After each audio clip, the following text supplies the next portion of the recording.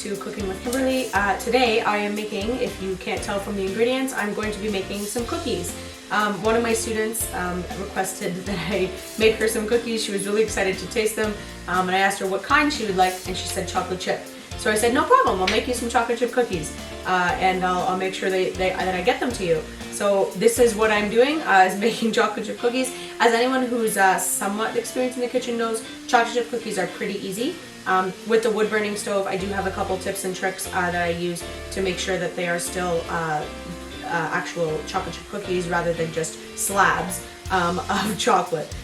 So let's get started. I'm going to run you through my ingredients. So I've got butter, I have eggs, and vanilla extract. Those are my first three ingredients that I'm going to be using. For my dry ingredients, I then have baking soda and salt, as well as sugar, and of course flour and chocolate chips. As far as ingredients go, that's pretty much it. It's pretty simple. And then for your utensils, you're just going to need one bowl, preferably a larger size bowl. That depends on how much you're making. For this particular recipe, I am doubling the recipe, so I'll be using a larger bowl, as you can tell. You'll also need some sort of spatula, obviously, to mix it. I am not a person to use teaspoon measurements, but if you are a person to use measuring spoons, make sure that you use a teaspoon for a measuring spoon. And for the cups, I have 1 cup. I do make sure that I use that just because I want to make sure I get the right amount of flour as well as the right amount of sugar.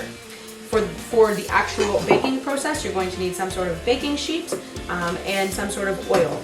When I make cookies, I usually make them with parchment paper instead. I just find that it works a little bit better, and I can make sure that they're not sticking at all to the pan on the bottom. But that's your choice. You can either use oil or parchment paper.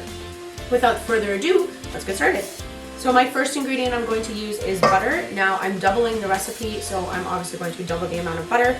The recipe that is linked in the description below has half a cup of butter, 1 cup of butter, which means I am using 2 cups of butter. That is 1 pound.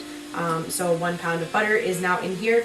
Tip for you, I do find that the cookies turn out better if the butter is cold. Not stone cold, like directly from the fridge, but cold so that it's not melted to room temperature or melted from any heat at all. Butter is your first step, so once I put that in, I'm going to put my eggs in. This recipe calls for 4 eggs, or 2 eggs, but because I'm doubling it, I'm going to make 4. Once you have your butter and eggs, the next step that you want is sugar. Now, this particular recipe calls for 1 cup of each. 1 cup of white and 1 cup of brown. One thing that I do just to try to cut back on the amount of sugar that we intake, especially because it's processed, is I will cut back on it by half. So instead of doing 1 cup of each, I will do 1 cup total, so half a cup of white and half a cup of brown.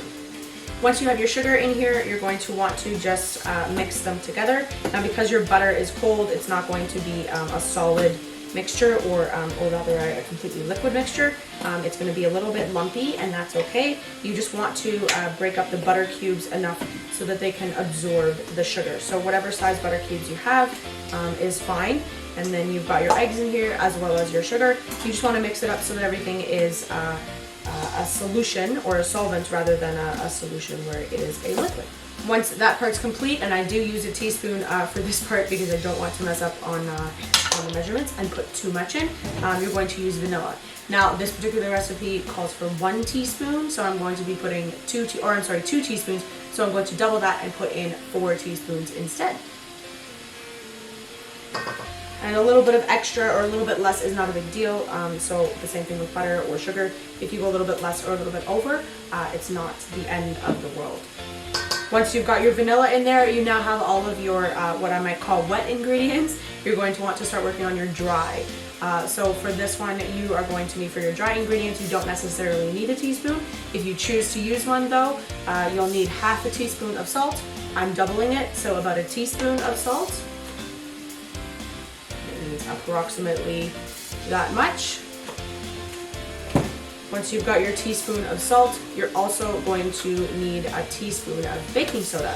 Once you have your baking soda, that's about a teaspoon as well.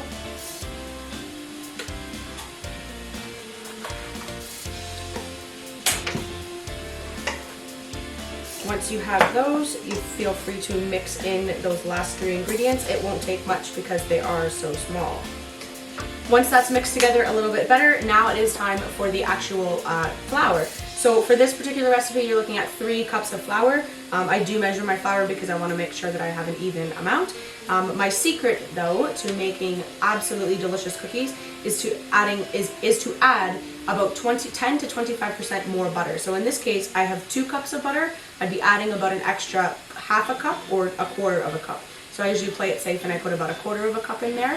So that's what I'm going to do now, and toss that in. That's not in the recipe. That's just something that I've found really helps to solidify the cookies and makes them taste absolutely amazing.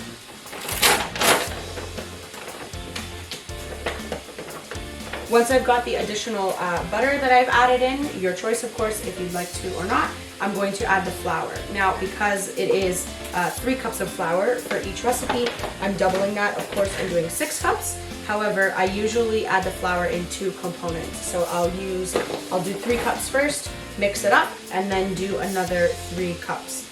And if I'm a little bit under on some of my cups, I'll just add a little bit more and mix it up. So I have all my flour, all my 6 cups of flour that have been combined in here now.